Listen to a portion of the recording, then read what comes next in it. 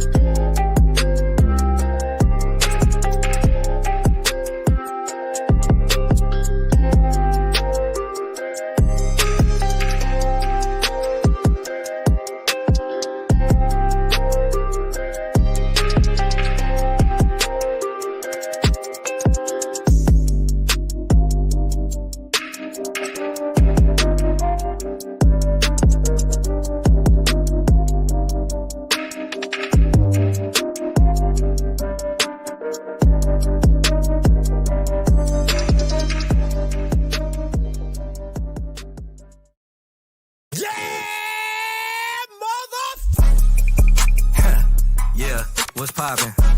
You know how we moving, man. Titans Colosseum in the building. Yeah, my two co-hosts, they don't need no introduction. Firestone Morocco and yours truly. Let's get it. Okay, now tighten up, it's a Coliseum. Fake people, you'll never see them. Everybody authentic, dog, you can join to it, just take a DM. Everybody in the city rocking, it don't take much to be loved. I scared the doctor on my last visit with that two-tone in my blood. We don't play around, we just hold it down. They scared to play us on our side of town. Say we going through a rebuild, but are we really going through it, man? Stacking up on our receiving core, I don't see a ball going through their hands. Creeping up on our division rivals, they gon' really think that we the boogeyman. F the Ravens, and the Texans, Jaguars, and the Coast too. Real talk, if anybody not rocking that two-tone blue, you can catch us on a podcast. We gon' keep it real, we gon' speak fast. Always live on game day, we like Mike Keith when he yell sack. Titans Colosseum, we be chillin' in the front row. It don't take much for you to go and see him. Titans Colosseum, everybody authentic, dog. You can join to it, just take a deal. You know what time it is. It's the Titans Colosseum Podcast. Tighten the f*** up. Let's go. You heard what I said. Tighten the F up, man. Welcome to the Titans Colosseum Podcast. I don't need no introduction. RJ damn sure don't need no introduction. Little Firestone don't need no introduction. But happy Friday, everybody. How y'all feeling?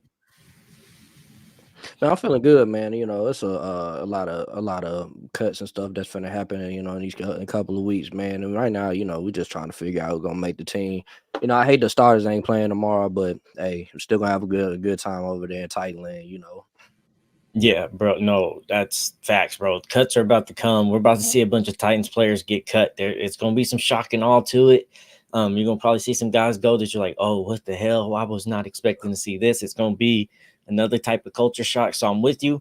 As a fan, I wanted to see the starters come out here and play this preseason game, but I get it. Y'all been practicing joint practice all week. You're a little tired. You don't want to make it another third game basically in a week. And plus, cuts are coming. We need to evaluate some of these players because we got some hard position cuts to make, and we're going to talk about one tonight. Hey, shout out to CJ watching tonight. Shout out to Memphis Grizz in the house. Bryce in the house. What's popping, my boy? D9 in the building. What's popping? Sports Tackler. What's popping? Little Firestone. What's popping? Nancy, what's happening? Corey, what's happening? Chef Fran. Hey, we'll keep cooking, my boy. Quan, what's happening with you? Rashid, what's happening with you? Y'all make sure y'all like, share, subscribe, tell a friend about us, blah, blah, blah. This, that, and third. Make sure you go holler at Wilson down at Music City Autoplex.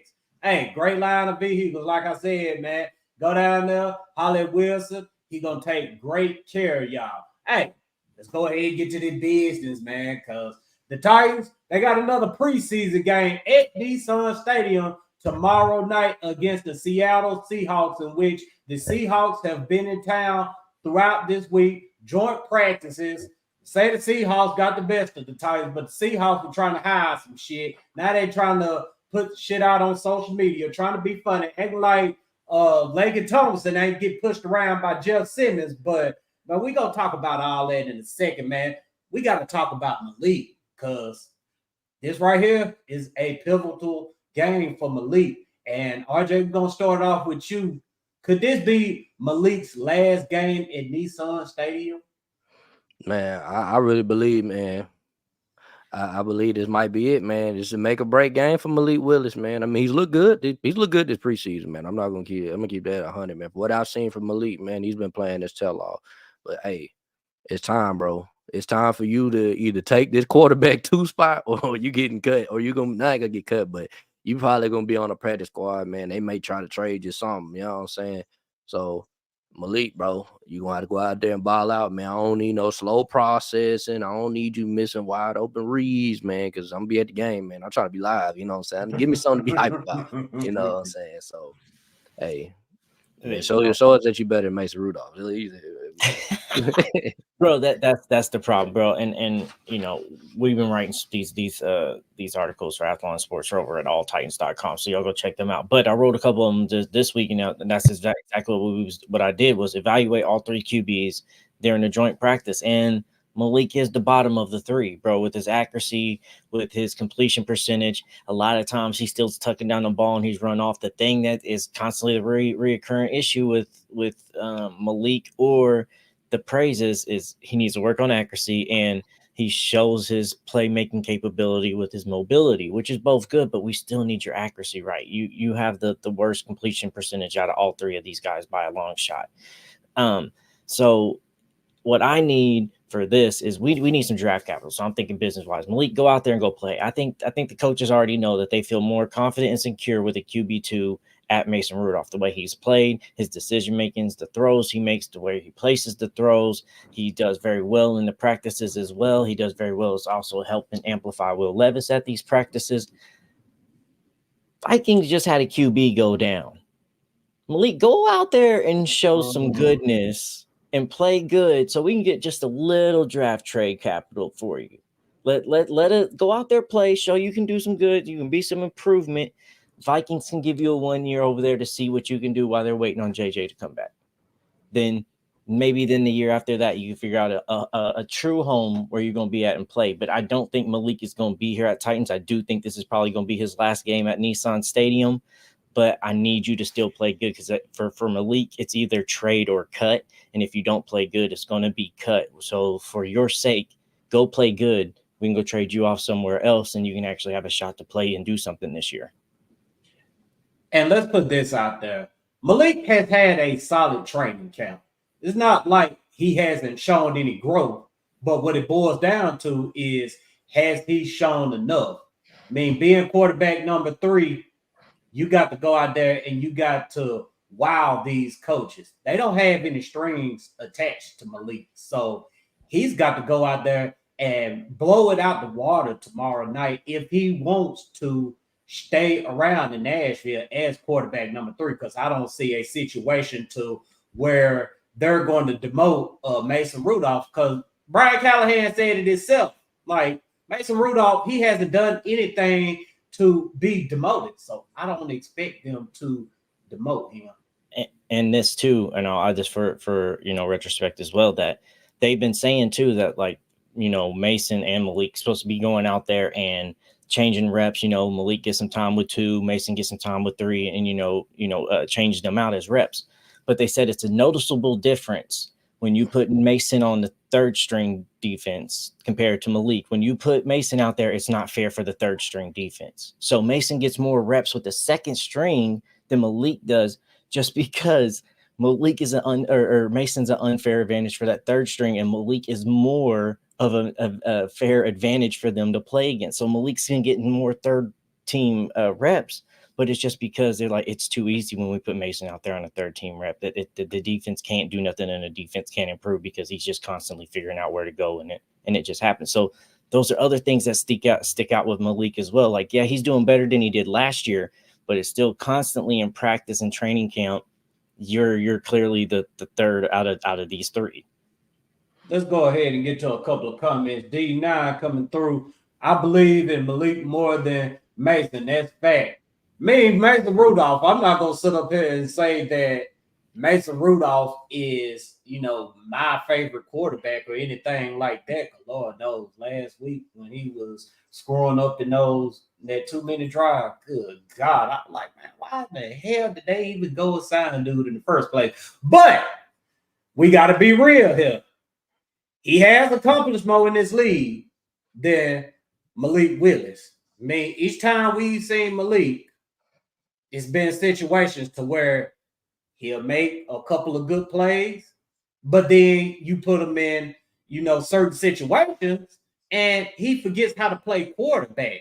And it just boils down to who can be trusted. And I get where you coming from. I mean, D, that's all good, but I just think these coaches, they trust Mason way more than they trust Malik. And Corey says Malik is going to be on this team this year. Book it. He owed $1 million. He should be quarterback too. Agreeing with D somewhat. I really don't feel any kind of way about Malik. I mean, if he goes out there and lights it up, I mean, sure, I'm on, advocate for them to, keep him around, because you never know what may happen during the season. Maybe a team may say, hey, we need to pitch the Titans a little something for Malik before he leaves up out of that. And I'll say this too, why the coaching staff is leaning and feels like they're trusting Mason more is because, Malik and Mason has, some bad throws or an overthrows, but where Malik, it's an accuracy issue, where Mason, it's just a timing issue. You ain't been here. You ain't thrown in none of these wide receivers. And they believe that once Mason gets some practice, his throws will be better to these wide receivers and his accuracy will be better. His is just timing, where Malik is actually accuracy issues. I just feel like I feel like Malik looked way more comfortable in this offense than he did in any Mike Vrabel offense. But I'm saying, coming in, my question is why are they giving him the start this year? I mean, this week. You know what I'm saying? Like, he had to earn this start. You know what I'm saying? A lot of people not putting that in perspective. If they just planning on cutting him, why is he getting the start? Like, do they need a better look at him? You know what I'm saying? This, that, and the other. And how long does he play on tomorrow? How long does he play? Like, is he gonna play the whole entire? I mean, is he gonna play for about 3 quarters? You know what I'm saying? To the halftime. I feel like they have Mason Rudolph figured out as a quarterback. I think they really want to see what Malik can be, and what is he gonna be moving forward for them in general. So I don't know, but maybe a lot of Titans fans think that he's gonna get cut, but in my opinion, man, I just feel like this is probably the most comfortable I've seen Malik look. Facts, and I agree with that. This is more comfortable than he's ever looked, and from what I've heard and from what I've kind of gotten to understand is Mason taking more second reps and Malik taking more third reps. They understand how that's kind of at a disadvantage, and they still want to feel like they're giving Malik a fair, equal chance to go out here and earn a spot and actually play and participate and show you that you can be the guy. So that's why the start this week. From what I've heard and understood is that they didn't want Mason to go out there first, do some stuff, and then Malik feels like he's competing with Mason the rest of the game. Mm-hmm. They want Malik to go out there, set the tone, show what you're going to be, let Mason then come out. You've been having to play third string. We understand that. You ain't got many reps with first strings. We got that. We want to put you in a position where, like, hey, you're the guy, you're a lead. Go out here. You're not competing with nobody but yourself. Go play. Show us what you can do, because we are trying to believe in you. But Mason has been outperforming. So that's from everything I've heard and understand, that's what they're trying to do. Clean, fresh start. You're not competing with nobody in this game but yourself. Take us off to a good start. I don't know how long he's going to be playing, but I know he's going to get significant time this game. Yeah, and they took that approach to pretty much every position, telling the guys, like, look, whatever you've done in the past, that doesn't matter. It's all about what you've done now. But we saw last week there were some guys who, and no pun intended, dropped the ball. But who needs to redeem themselves the most tomorrow night? That's a good question. We going offense or just whole team in general? Hey, we can go wherever with it, my boy. Okay, for me, it's Dr. Gibby. Otis Reese, Chase Campbell have showed up and stepped up really well. Kenneth Murray has played very, very well. So you got to solidify yourself. For the longest time, we've had this, that you're the smartest guy on that defense, and you operate. Well, Otis Reese is starting to figure out how to play this defense and how to scheme and hit the holes and read plays and play his position right. Chase Campbell started to look like he's putting it together. He really ain't been on the field too much. He's had injury issues. He was a draft pick for us for a couple of years ago, So he's finally getting on the field, showing that, hey, even though I've been injured the past couple of years, I have been learning. I have been understanding what this game is about and how this game is played. Now I can put it to the field. So if Gibby's wanting a position on this team, because linebacker is going to be another place where we're not going to keep a lot of y'all around. Some of y'all's going to go, and we're going to hear some names that we're familiar with that's going to leave, because Cedric Gray's still going to be in there. Cedric Gray ain't going to know where we drafted him. He ain't getting cut. So he's going to be in that room with Kenneth Murray, who's going to be some of these other guys that's sitting there with Rashad Reaver, Harold Landry as well. I got two players. Give me one is going to be Trey Avey, because he looked freaking terrible. He looked horrible. He gave up too many third and long. Like, I'm like, bro, like they're literally picking on you. My second guy is Tavondre Sweat. I don't think he played good at all the first game, bro. He didn't look that good, bro. And you know what I'm saying? I know he gonna play way better than that moving forward, but that just wasn't a good start for him, man. So I'm gonna go with Tavondre Sweat. He needs to redeem himself. If he's even playing, I don't know if he's playing or not, but Tavondre Sweat. Yeah, and for me too. So offense wise, I gotta say Malik. It has to be Malik, because this game is your pivotal moment for your future in the NFL. And look, forget your future as a Titan. This is your pivotal moment for your future as an NFL. We got to start making cuts here. What, 2 days, Morocco? Thank you. The 29th. Oh, 29th. So we're gonna have to make cuts here soon. You got one more preseason game to make an example, but we're starting you now. This is the perfect opportunity for you to go out and showcase that you can be a QB in this league, whether it's QB1, QB2, that's going to be seen. But this is a pivotal game for you to show that you can be a QB in the NFL. I'm going to also go Hassan Haskins as well, man. I don't think that was a good showing, man. He had too many times where he could have easily got a first down and didn't get it. And he also had a time. Almost definitely. Right. Yeah, that was also a time, man. He had a touchdown and he didn't go get it, man. Like, he was supposed to bounce to the outside and he didn't do it. Like, I was like, man, come on, bro. Like, you gotta get that, bro. You know what I'm saying? Bro, because there was times where there was drills like you said, he ran and defenders are split. Then there's a one-on-one with the defender, basically an Oklahoma drill. Mm-hmm. Make that cut outside. Go do your Oklahoma drill with that guy. Show you're the bigger guy. That you were supposed to be a physical running back. Go and do that, bro. So I agree with Chestnut's one as well. So let me go ahead and get to some comments from my people. Rashid said Kyle Phillips. Corey says Kyle Phillips and Weaver. D9 says Trey, which I agree with everybody who's saying Trey Avery. Because good God alive, I think he undoubtedly needs to redeem himself more than anybody on this team, because he's been going out here and struggling left and right. And it's not just this preseason. I mean, it's his prior seasons as well. I mean, he's stepped into some games and held it down for a second, but when he's out there for an extended period of time, he shows you why he's on the back end of the depth chart. But somebody that I feel like needs to step up in a big way tomorrow night, and he may not be playing, I don't know, but it's NPF. I mean, I understand you've been out for a little bit, you know, working back from injury, but dude, you out there looking like, you know, everybody else that's on the back end of the O-line depth chart. I mean, we drafted NPF what, in the third round, something like that, and he came in and done well, but he hasn't shown any progression. So I need to see NPF step up and prove that he's a legitimate starter at right tackle. We got a super chat in the building from Sports Tackler as well. He says, Avery not that guy. Got bullied by A.J. Brown, picked apart by Keenan Allen, and got away with a penalty on Saturday and gets picked on in training camp. Yeah, I mean, if you want an easy completion, all you got to do is find Trey Avery. I mean, that's just the truth of the reality. And I hate to say that, but I mean, this guy Trey Avery, man, I mean, he just hasn't done enough to help himself. Bro, so who would you say we keep 6 corners? Like, who would be the 6 corners? You know what I'm saying? 'Cause I know we got 3 pretty much already figured out. With Cheeto Bay, Snead, and Roger.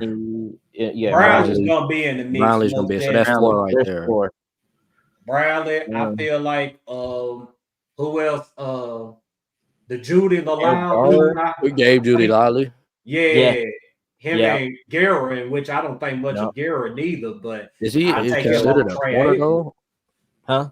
Is he considered a corner though? Nickel, he'll be that interchangeable with Roger, him and Brownlee. He'd be a nickel. I really think that Trey Avery gonna somehow make the team, bro. I don't think so. I think who they gonna put out there?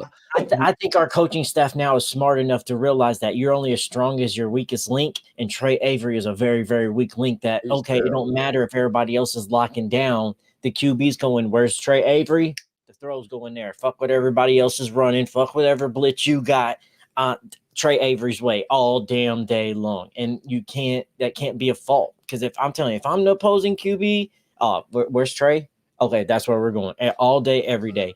It's like the damn replacement movie where the dude's kicking out the onside ball and he's sitting there looking at the dude and he's all jittery, like, don't kick it to me, don't kick. That's what Trey Avery must look like. The QBs on the defense. It's just like, please don't throw my way. Somebody's saying Caleb Farley gonna make the roster. I think Caleb Farley, if he stay healthy, I think he could. Man, I don't know, man. That's a tough call, because he was having a solid camp before he got injured, and I want to say that I don't see them holding the injury against him, but it's always been something with Caleb to where he's missed action, and we're understanding and empathetic towards his situation, but this is a business at the end of the day, and you have to be around and you have to be productive to keep your job.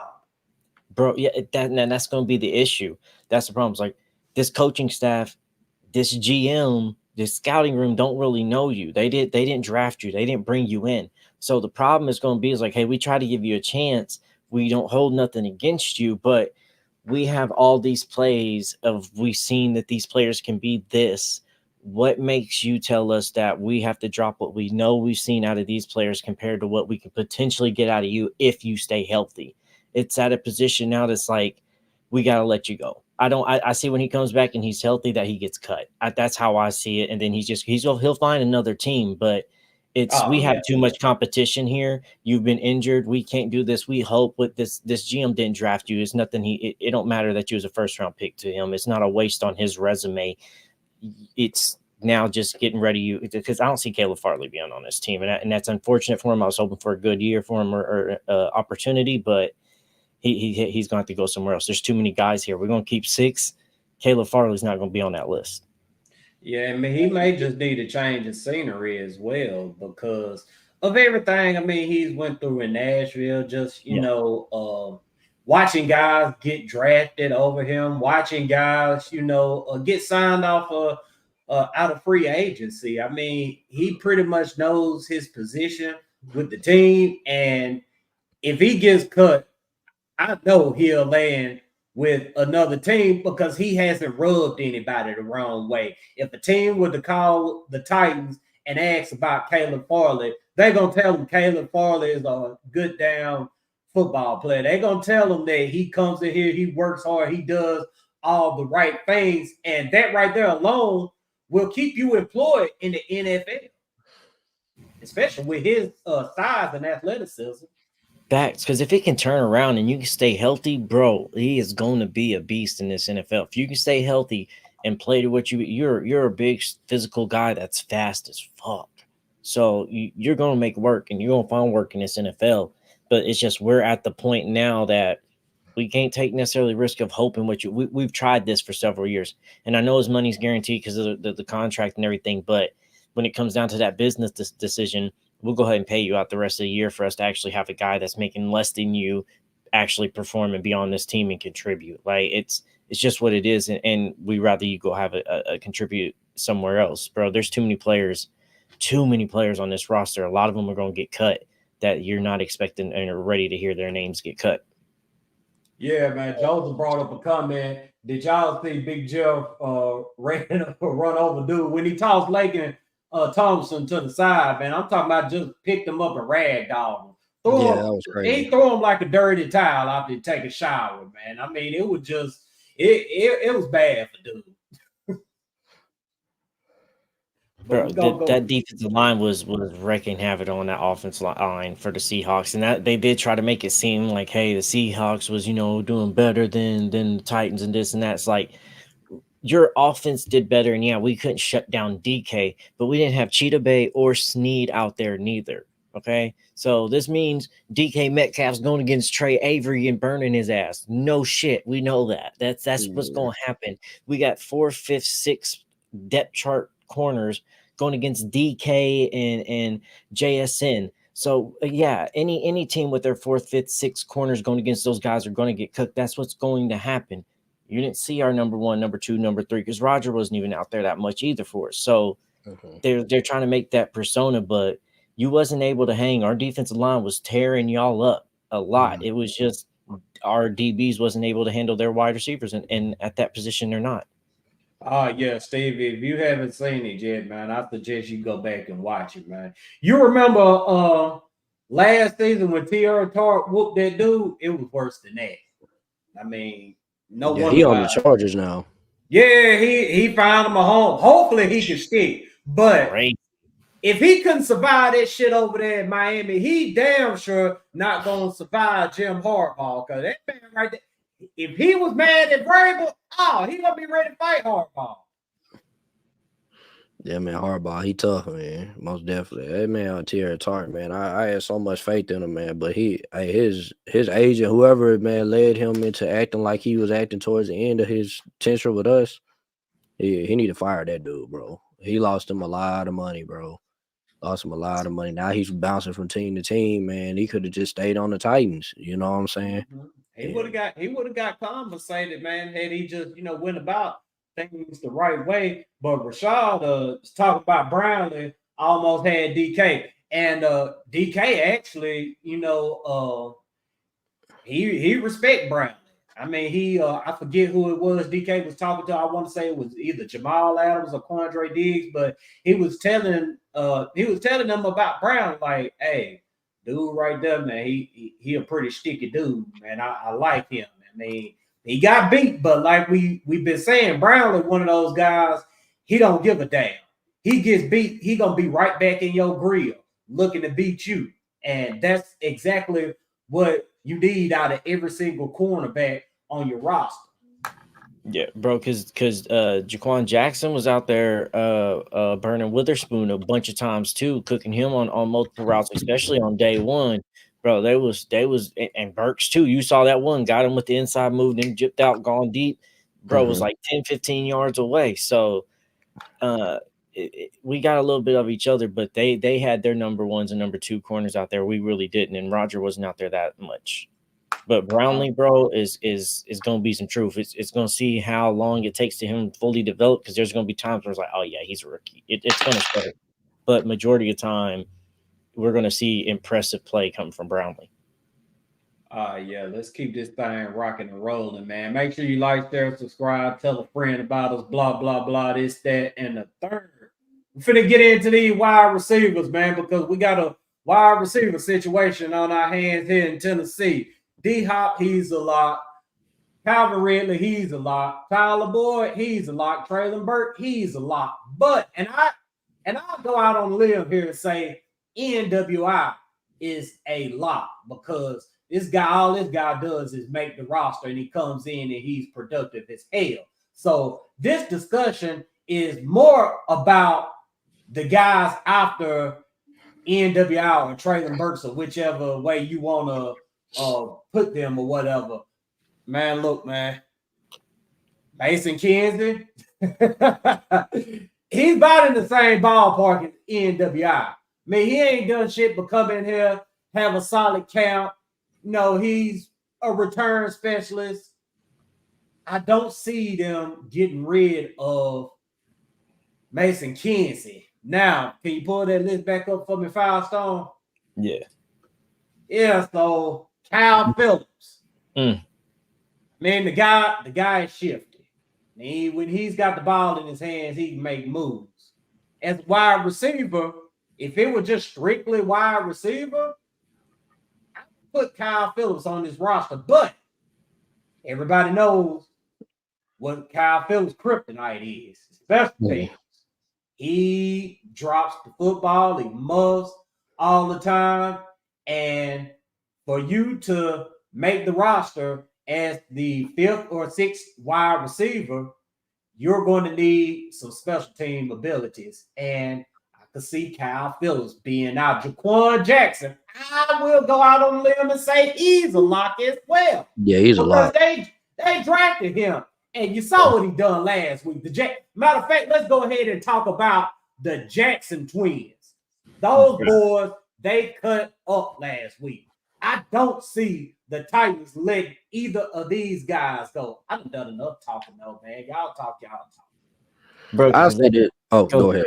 Well, I'm just gonna pose a question. I'm taking because that's the thing. Most of the time we keep 6 or 7, so there's 4 in lock, and then you list another 3 or 4 you think is another lock. There's 8. So how many do you think we're gonna keep? We might keep 7. I think we keeping 7. I'm gonna go 7, and I do think that Kearis Jackson and Jaquan both make the team. I think that's a lot. So yeah, that makes 6. So you got Hop, Reed, Boyd, Burks, MWI, Jaquan, Kearis. Ooh, so Kenzie doesn't make it for you? No. That's 6, right? How many is that? No. If you throw in NWI, that's because there's 4 over there. You got both the Jacksons, and then you got NWI.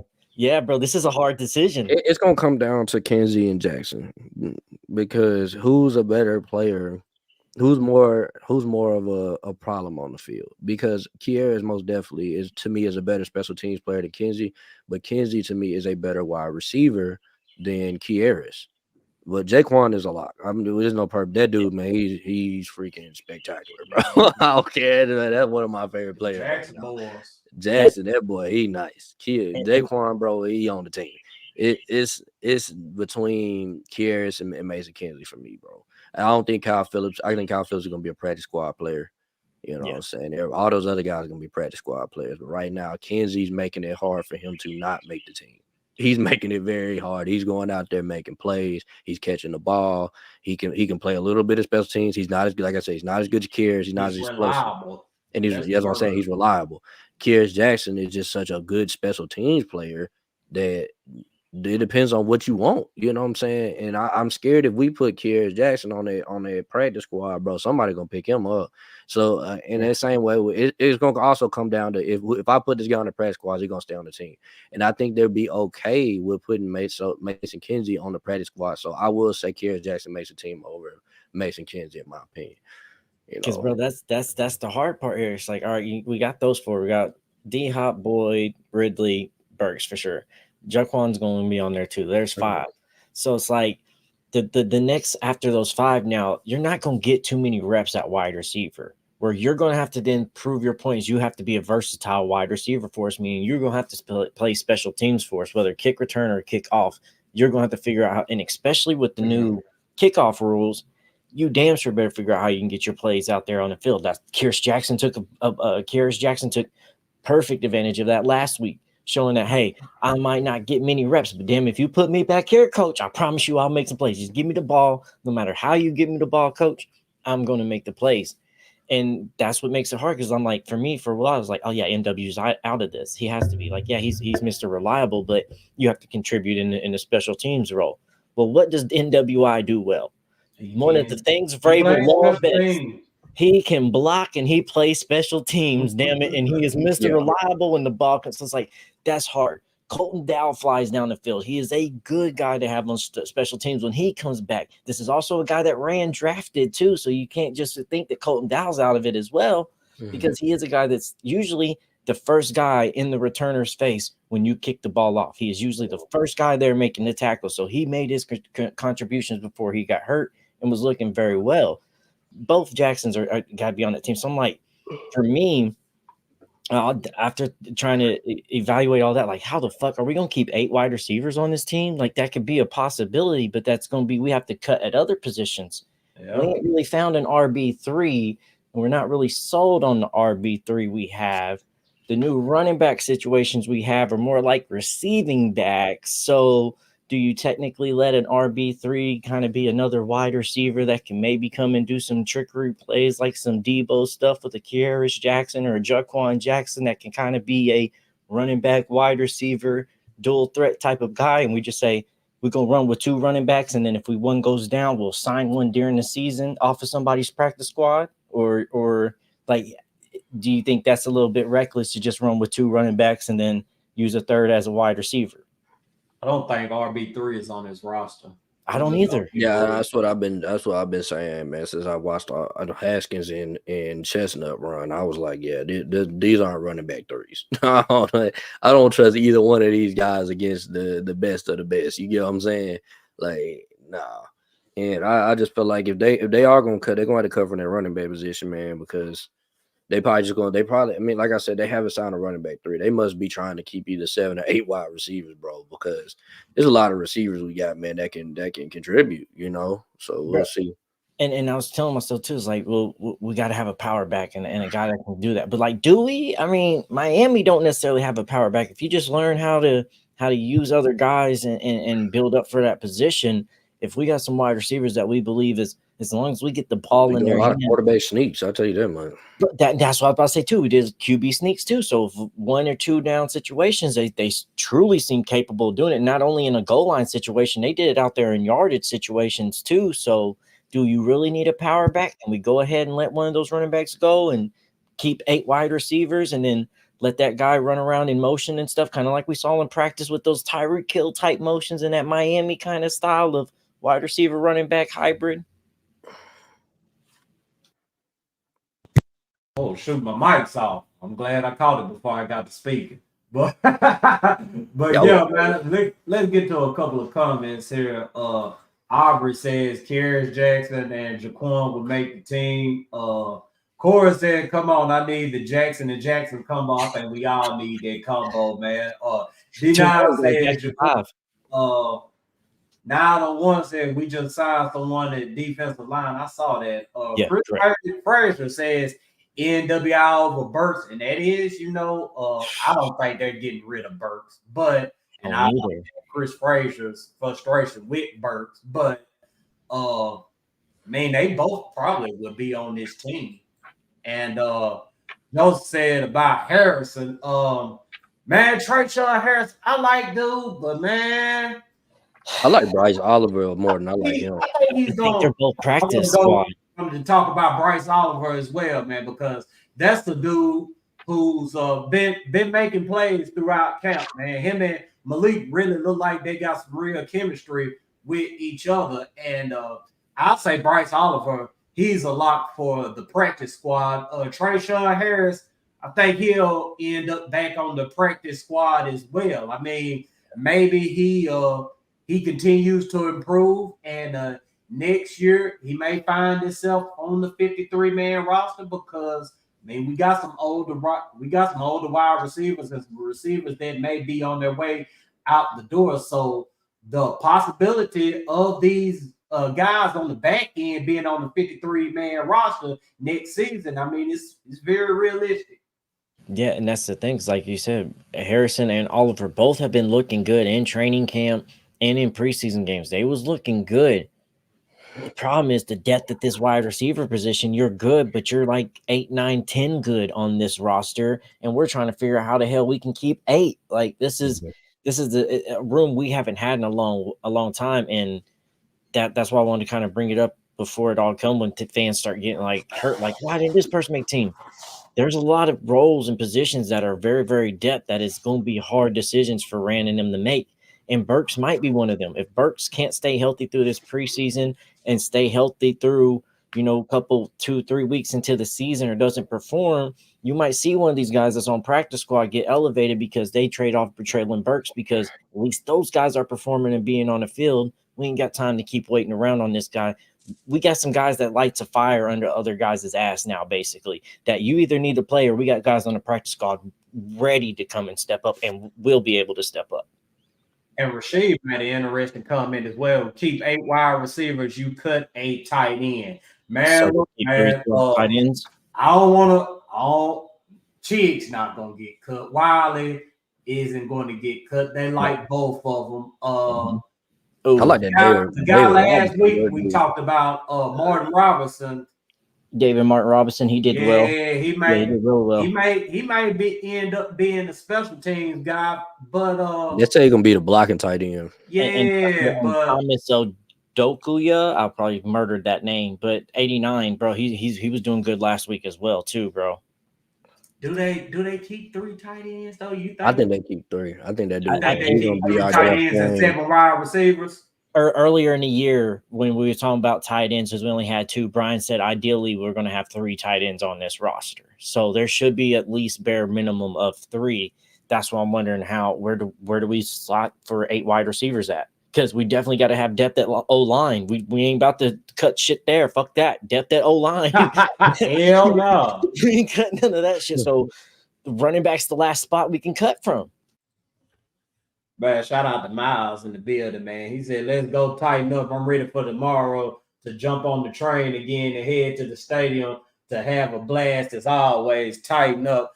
Hey, man. Yes. You know how we do when we pop out at the stadium, man. Even though tailgate may officially be over, we going to find a way, most definitely.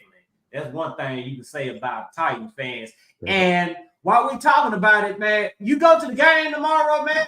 You can inbox me, RJ, or Firestone. Send me y'all pics of videos, man, because we got this thing that we're doing, fans' point of view. Hey, if you ain't watched the one from last week, I suggest you go watch it, man. Get us your video, man, and you can be a part of that, most definitely. But we're going to go ahead and keep this thing rocking and rolling because we got to talk about Will Levis and Calvin Ridley. Yeah. Last week, it seemed like these guys could do no wrong. This week, Calvin Ridley is pretty much explaining himself why, him and Will Levis can't get on the same page. And Firestone, we're going to start it off with you. Are you concerned about the Will Levis and Calvin Ridley situation? No, not in that situation, like them working together. My concern here is because I am concerned to a point, but it's not about Will Levis and Calvin. My thing is Calvin's conditioning and a few other Titans players' conditionings. We've seen this past week, especially with the Seahawks, a lot of players cramp up, a lot of players are tired. And Ridley even said that some of the miscues between him and Will Levis is because I didn't run fully. I gave up. I was tired. My speed wasn't the same. It's hard to get timing down when your wide receiver isn't in conditioning to constantly run the same speed for every route throughout 4 quarters. Now, is it tough? Yes, but you got to go out there and condition and do the stuff. We paid you top dollar money now. You need to be having your conditioning that when we're out there, we're running around, we're running routes, you're continuously running at the same accurate speed when you run those certain routes, or at least the QB knows how you change up. You can't just start getting tired of certain things. And even Brian Callahan said a lot of players came out for day 2 versus Seahawks with tired legs, with dead legs and exhausted and cramping. And conditioning is a big deal. It's going to be hot, especially in Tennessee and Nashville. It's going to be hot. Get hydrated. Figure out y'all's conditioning. Then we can get the timing down. But if your conditioning is not well enough for you to go out there and run routes properly for the QB to get your timing down, especially a young QB, after we done paid you all this money, you need to figure out how you can get back into conditioning and running. Cabo, y'all did all this trip and stuff. Y'all's timing should have been right.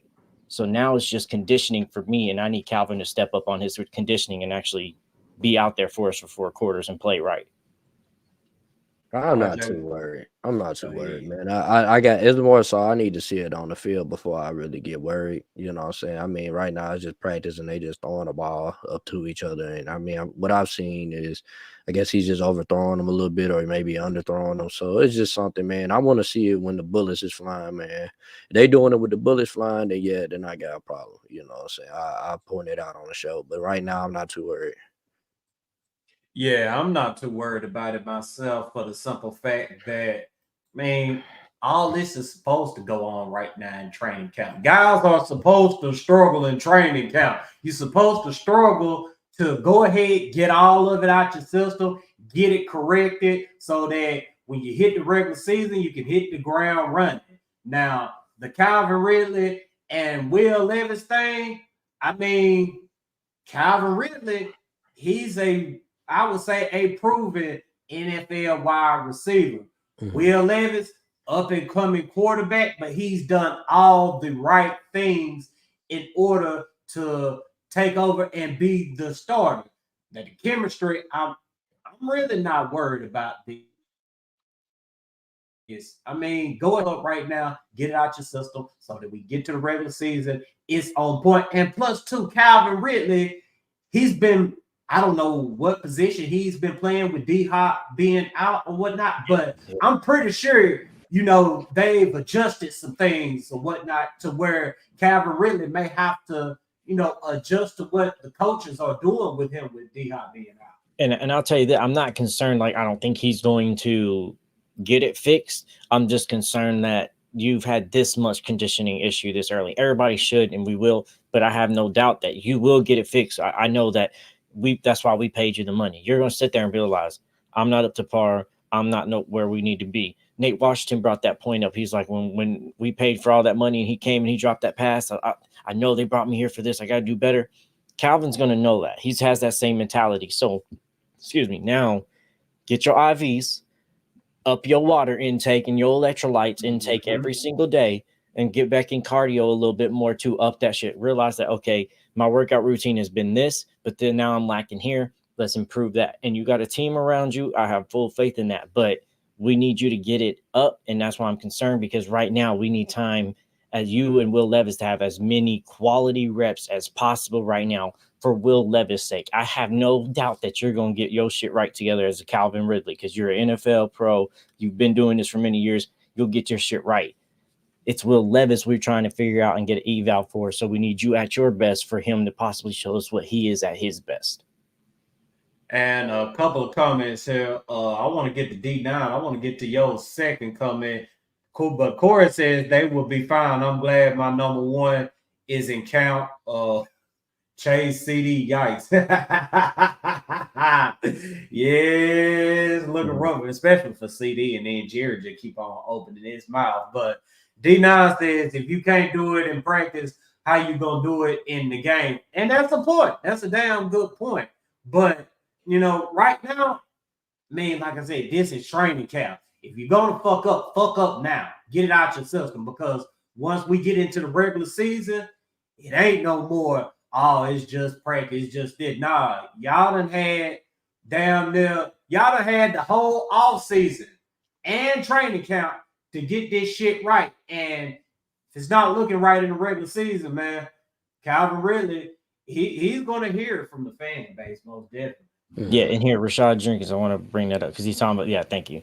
In-game speed different than practice. And he says, in practice, I run a 4.7, in game run 4.5. We're not talking about how you practice. We're talking about your conditioning for practice. And if you can't last conditioning for practice, how are you going to have conditioning for a game? Even to your point, if you're running harder than you're running in practice in a game, but you can't survive practice, how are you going to survive game? It's the fact of conditioning. We don't think that he can't handle NFL speed or he's not running top speed at practice. The problem is you're not running top speed at practice and you're still not lasting and surviving practice. That's concerning. But there is a part of me that, and like Mr. Robinson said, it's a part of me that I respect Calvin Ridley for being transparent and, telling people, what's going on, what he needs to work on, and whatnot, because he could have gave us the same old company line or whatnot, and we've been hearing that shit for the last, feels like 10 years. But I do respect him for coming out and being open and honest about that. So now it's time to get it corrected, man, because the Titans are paying him a lot of money, so he's got to produce. Yeah, I'm not, like I said, let me see it in the game. If they doing this in the game, then yeah, I'm gonna have a problem. I'm like, yeah, we can go point back for this moment, and you know what I'm saying. That's where I'm at. Yeah, like Rashad said, good thing is they have a few weeks to get it right. Yeah. They do. And speaking of getting it right, good God, Treylon Burks, man. I mean, out of all the mess that was going on these last few days of joint practices, Treylon Burks found a way to show up and show out. I mean, it's probably like 2 or 3 videos out there of Treylon Burks burning wide receivers, and he's got to put that together in the game. If he can come out there put that together in a game, I mean, he's damn sure gonna stick around. He's damn sure gonna get playing time, and you know he might end up in a situation to where the Titans feel like they don't need to invest a lot into wide receiver next season because they've gotten to a point where they can depend on Treylon Burks. Yeah, Treylon Burks most definitely is gonna impact what our offseason is gonna look like when it comes to the wide receiver position. Because if he becomes something that we can trust, like if he has a Nico Collins like season, man, we could say he's the best receiver in the AFC South. No, I'm just saying. Oh, man, don't do that. If he has like a Nico Collins like season, man, we can definitely say, okay, we can wait on wide receiver. You know what I'm saying? This, that, and the other. But yeah, we'll see what he becomes We'll see what he becomes. It's such a tricky situation with Treylon Burks. It was already tricky when we brought in these guys in free agency that are better than you to replace you, not necessarily replace you on the team, but give you some time to step up. And then we go get some younger talent that comes out here and lights a fire under your ass that doesn't give you time to step up because these motherfuckers are stepping up. So it's a unique situation to be in because we try to give you the opportunity to succeed and have these veterans around you. But some of these guys below you are playing good too. So if you can't stay available for us, trade deadline's week 9, if we have issues between then and these younger guys are constantly out here on the field making plays when we put the ball in their hands, there's no option but us to be forced to push Treylon Burks out. This is a pivotal year for him. And I look at Treylon and D-Hop both pivotal now. Before all this, I was like, hey, D-Hop here next year. Some of these younger guys are doing good. If Jackson's still doing good, coming out here playing well, and we got Calvin Ridley on the deal, and Tyler Boyd we might re-sign, or D-Hop might even be a situation next year. It's like, yeah, you're good, bro, but these guys got longer play time. But this wide receiver room is getting crazy and hectic of how it's going to turn out for the years to come. It's a damn good wide receiver room, but Treylon's going to have to step up. We don't have that time for you to be injured and continue doing what you're doing. Same thing with Light Phillips. You got to earn your reps in special teams. You can't be dropping the ball on punt returns and punt reps. You just can't do that. Couple of comments before we get up out of here for the night. Mr. Robinson says, I would hate for this roster to be a season of self-destruction of our own cause. Hey, you know, it's the Titans, and we've been through this before. We ain't going to speak that into existence, though, man. Everything ain't going to be fine and well, man. Good health is going to bless this team. But Rashad said, I'm not falling for the Burke stuff. He's got to show me. I mean, yeah. I feel like it's pretty much that way with everybody. I mean, yeah, we want him to do good in camp. Yeah, we acknowledge when he does good in practice or whatnot, but it's all about the game, man. I mean, you got to go out there and you got to show it on game day. Joseph says, does Treylon Burks remind you of Kenny Britt? Size-wise, yes, but I mean, in a sense, Kenny Britt in his earlier years was way more productive than Treylon Burks was. He showed up and he made some plays. Yeah, it was I think his second season in the league or whatnot. Kenny Britt was playing like goddamn a top 5 wide receiver. I'm thinking the whole time, like, hey man, we finally got us for Yeah, no, I don't think Treylon is. That's disrespectful to Kenny Britt right now. I don't think so. Yeah, no. Kenny Britt stayed in the league for a second too, man. So yeah, let's put a little respect on Kenny Britt's name. Man. Yeah, that man had. I'm looking at his stats now. He had 5,000 career yards. Like the man, you know what I'm saying. He was a beast, bro. He played good. Not like is he top of top? No, but for us, he did damn good. I'm appreciative of everything he did. Treylon have to earn a lot more and do a lot more before he can be compared. But more like DGB, like Corey said, maybe. Yeah, I can see more back on Dan. Yeah, but even with that right there, man, I don't wanna compare Treylon to DGB because they said DGB didn't know the damn playbook, and Treylon Burks. I mean, he ain't struggling with knowing the plays, even though he was running a lot of clear out routes. Some of that shit could have been on coaching, but fair point. And then Treylon, he's coming here and put in the work. I mean, we had to worry about DGB putting in the work. But throughout all of Traylor's trials and tribulations, he has worked. He ain't got on here complaining about anything. You don't see him online cussing this person out, cussing that person out about his play. All he done was put his head down and go back to work. So we got to put a little bit of respect on Traylor's name as well. But yeah, we're gonna go ahead. I'm tongue twisted. We're gonna go ahead and wrap this thing up for the night, man. We appreciate everybody watching. Make sure you like, share, subscribe, tell a friend about it, blah, blah, blah. This, that, and the third. Go holler at Wilson. MusicCityAutoplex.com, man. I'm gonna keep saying it until y'all go down there and start buying some damn vehicles. And make sure y'all post a picture with Wilson when you get the vehicles as well. But he gonna take great care of you. Amazing line of vehicles. If you can't make it down there to the lot, you can go to MusicCityAutoplex.com and see every vehicle that's on the lot. 5-star, who gonna win this football game tomorrow? Oh man, you already know Titans gonna win it, bro. You already yeah. know that, bro. We're different at depth, and our depth was definitely looking better in practice for me. So Malik and Mason had good reps both against their defense as well. They didn't really have issues. All the wide receivers we had that was practicing or burning them in practice is still gonna play in the game. Kyrus Jackson was burning them. Jaquan Jackson was burning them. NWI had good catches against them. Those guys will still be playing to make plays for us. So, and there's so many guys on defense that's trying to earn a slot and prove it that bro, this is a different Titans teams. Even though it's a preseason game, some of these guys are out here playing like it's regular season because they are truly fighting for a roster slot on this team, and they believe what this team is doing is going to lead to potentially something bigger. You heard Snead talking about it feels like championship mentality around here. Those players can feel it. They want to actually be a part of this team. And that's not something we've seen for players for a long time about Titans, like actually wanting to buy and invest in this culture. And they're starting to do that this year. So Titans over Seahawks, bro, definitely. You got them over the Seahawks, RJ? Nah, man, Seahawks by 30, man. Man. Malik Willis. You had to say it, man, because somebody was going to get on our ass about being biased. Yeah, man. Malik Willis throwing the 5 interceptions, man. He's gonna have negative 200-yard pass, and he gonna get sacked about 8 times. Man.